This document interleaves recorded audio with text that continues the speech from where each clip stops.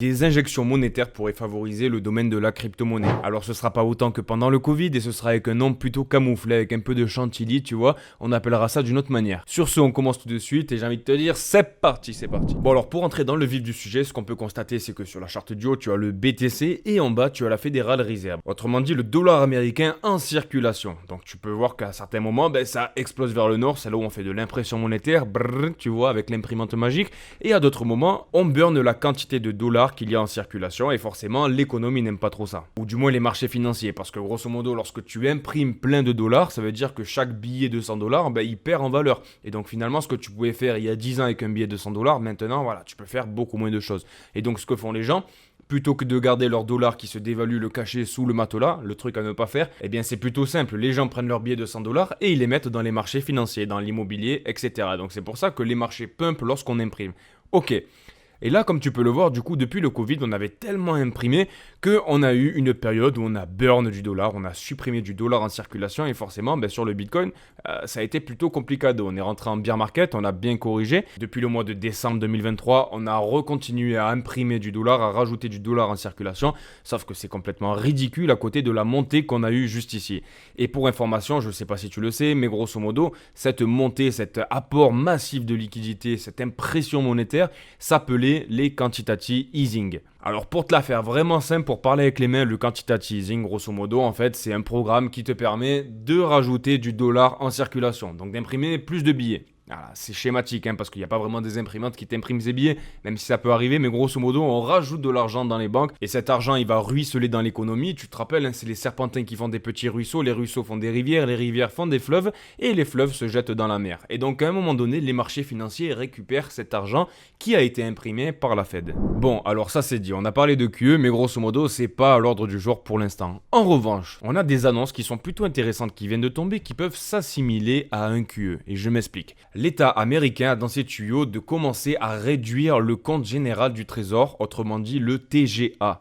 Alors, qu'est-ce que c'est le TGA? En fait, il faut voir ça comme un compte bancaire personnel que détient la Fed, sur lequel elle peut s'appuyer, elle peut venir récupérer de l'argent lorsque ça ne va plus. Lorsque l'économie est en train de vaciller, lorsque les marchés financiers sont dans le doute, lorsque les banques se cassent la gueule, elle peut venir chercher dans son argent personnel pour donner aux banques, pour essayer de lutter contre l'inflation, pour essayer de relever les marchés financiers, etc. Ok, donc pourquoi je te parle du TGA? Parce qu'en fait, il est intéressant de comprendre que le gouvernement américain a atteint le plafond de la dette qu'il s'était lui-même imposé à 36 milliards de dollars et ce plafond a été atteint fin janvier. Donc en fait ça signifie que le trésor américain ne peut plus contracter de nouvelles dettes supplémentaires jusqu'à ce qu'un nouvel accord sur le plafond de la dette ou sur justement un écrasement de ce plafond soit mis en œuvre. Donc grosso modo on ne peut plus générer de nouvelles dettes parce qu'on a atteint le plafond, à moins qu'on brise ce plafond, ça va être compliqué parce qu'en fait on est sur des états dettes qui vivent de la dette, qui ont des dépenses à générer, même si Elon Musk est en train de supprimer la moitié des dépenses des États-Unis. À court terme, les États-Unis ont encore besoin d'argent pour faire fonctionner le pays et à un moment donné, il va falloir ressortir l'imprimante magique parce que comme tu peux le voir, depuis janvier 2025, du coup, là où on a commencé à atteindre le plafond de la dette, on ne pouvait plus générer de la dette, mais le trésor américain, il est pas con. Qu'est-ce qu'il a fait? Ils ont fait des petites combines comptables et ils ont réussi à sortir des centaines de milliards de dollars depuis le mois de janvier 2025. Donc maintenant qu'on a fait l'état des lieux sur la dette, sur les quantitative easing, sur le TGA, regarde la charte que tu as sous tes yeux. La courbe blanche que tu peux voir sur la partie haute de ton graphique, grosso modo, c'est le TGA. En fait, c'est le solde bancaire que détient la Fed. Voilà, c'est les économies, grosso modo. On a pour l'équivalent de 830 milliards de dollars et cet argent actuellement est inactif à la Fed. Il est donc retiré des marchés. Et donc, grosso modo, il est fort probable que la Fed vienne piocher là-dedans, vienne piocher dans ses économies, dans ces 830 milliards pour les réinjecter sur les marchés. Et dans l'histoire, lorsque c'est arrivé, lorsque ce TGA diminue, tu peux le voir sur le Bitcoin, ça pump forcément parce qu'en fait, ça peut être assimilé à du quantitative easing, c'est le même phénomène au final. Il y a de l'argent frais qui rentre dans l'économie et inévitablement, ça se reverse sur les marchés. Donc tu vois, il y a toujours des noms différents, des noms jolis, un coup c'est QE, un coup c'est TGA, mais grosso modo, modo, voilà, le système, il est fonctionnellement identique. Et sur la charte blanche du TGE, justement, on peut voir des sommets qui sont de plus en plus bas. Et donc, ce qui nous amènera à penser que ce solde bancaire que détient la Fed, ce TGA, va se vider pour rentrer dans l'économie, autrement dit dans les marchés. Et ce qui est plutôt intéressant de noter, c'est qu'à chaque fois qu'on a une grosse jambe baissière sur ce TGA, on vide carrément les coffres du compte bancaire personnel de la Fed et grosso modo, on tombe quasiment à 0$. On vide les coffres pour après, avec les impôts, tu vois, les recharger un petit peu. Et en général, les impôts, c'est en mai.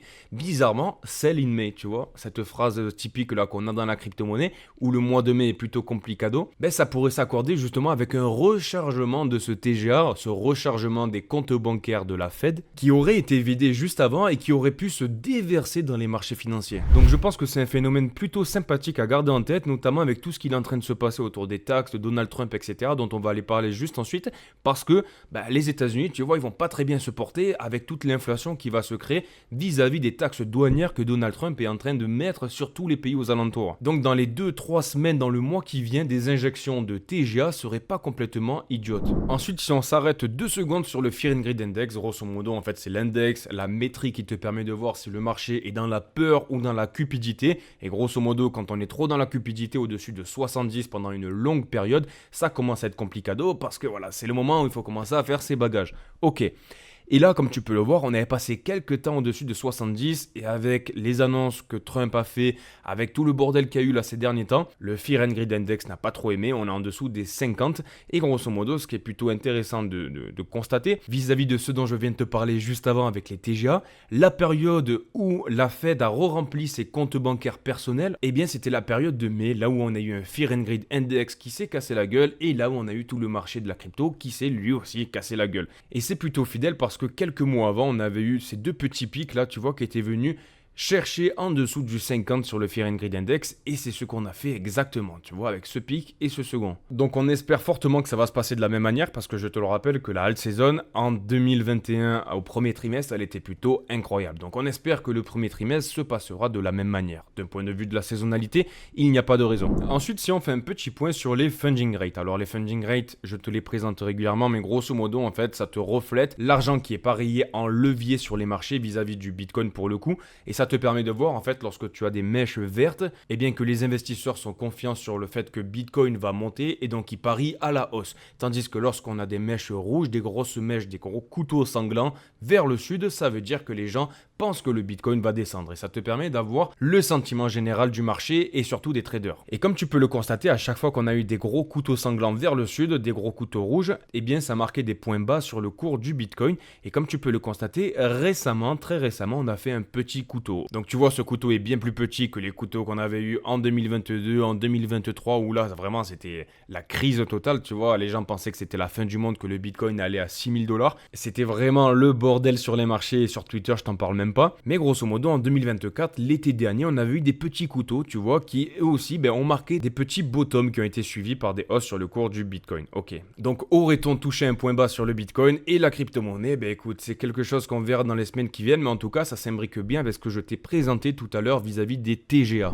Ensuite, comme je te l'ai évoqué tout à l'heure, on a Donald Trump, le président des États-Unis, qui taxe l'acier, l'aluminium et forcément le Bitcoin chute brièvement. Est-ce que ça fait peur au marché? Quelles sont les répercussions? Grosso modo, ce qu'il faut que tu gardes en tête, c'est que l'acier, on l'utilise de partout. On l'utilise de partout, que ce soit pour l'automobile, que ce soit pour la construction, que ce soit pour des produits du quotidien. L'acier, en fait, on le retrouve de partout autour de nous, mis à part dans l'aéronautique. Bon, il y a quelques pièces qui, quand même, ont besoin d'avoir de l'acier, comme les roulements à billes, tu vois, pour l'aéronautique. Mais grosso modo, voilà, cette hausse, ça va se répercuter sur le prix final des produits finis. Et on continue avec notre fameux continent adoré, l'Europe, qui répliquerait aux droits de douane imposés par Donald Trump, selon le ministre des Affaires étrangères, notre bon vieux Jean-Noël Barrot. Alors il est bien mignon celui-là, mais bon, ce qu'il ne faut pas oublier, c'est que du moins en France et même tous les pays d'Europe, on va pas se le cacher, on a perdu en souveraineté. Au sein de notre pays, on est dépendant de plusieurs pays aux alentours, et ça forcément, lorsque tu as des pays qui te mettent la pression, qui te mettent la corde au cou, eh bien ça devient plutôt compliqué de rivaliser et de répliquer avec les mêmes taxes, parce que forcément, tu es en infériorité. Et entre autres, voilà pourquoi Charles de Gaulle avait souhaité qu'on développe notre propre arme nucléaire.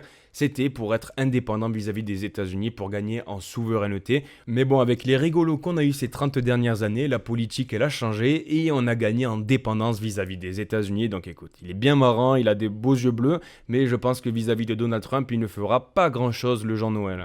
Ensuite, si on fait un petit point sur un projet qu'on affectionne tout particulièrement sur la crypto brève, Ondo Finance, eh bien le projet souhaite imposer sa loi avec une blockchain inédite. Alors grosso modo, tu le sais actuellement, Ondo Finance sont sur Ethereum.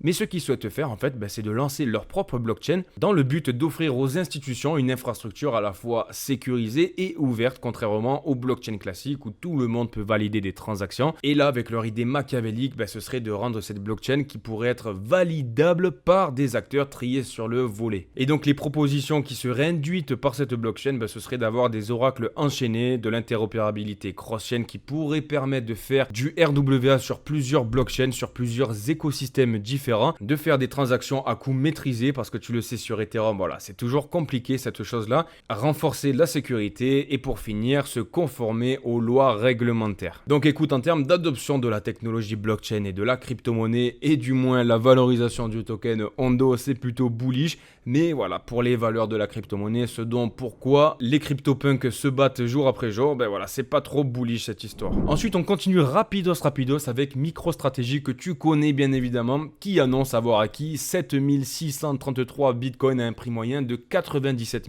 255 $. Donc ça nous fait un bel achat de 750 millions. Donc Michael Saylor est de retour, comme tu peux le voir, et il a toujours confiance envers le bitcoin, même aux alentours des 100 000 $. Donc si ça te rend pas bullish, mon gros. Bon, si on se concentre rapidement sur le BTC, ce qu'on peut constater, c'est qu'actuellement, il est à 97 000 $ et on est en train de briser cette tendance baissière. Alors voilà, pour l'instant, voilà, pas d'enflammade les mecs, mais grosso modo, on a brisé cette trendline et c'est ce qu'on voulait voir à court terme parce qu'en fait, finalement, si on commençait à rebondir dessus pour repartir au sud, voilà, ça aurait pu être plutôt complicado pour le prix de Bitcoin et pour les crypto-monnaies, je t'en parle même pas. Par ailleurs, si on fait un petit point sur la charte que je te partage depuis plusieurs jours maintenant, on a toujours ce canal avec cette courbe jaune et cette trendline bleue. On a le cours de Bitcoin qui commence à nous faire de belles petites figures W avec un RSI qui est plutôt croissant. Donc ce qu'on aimerait voir à court terme, ce serait que le Bitcoin vienne taper plusieurs fois, tu vois, cette trendline bleue pour faire capituler les shorters et potentiellement nous amener vers des zones stratégiques qui seraient aux alentours dans un premier temps des 100 000 $,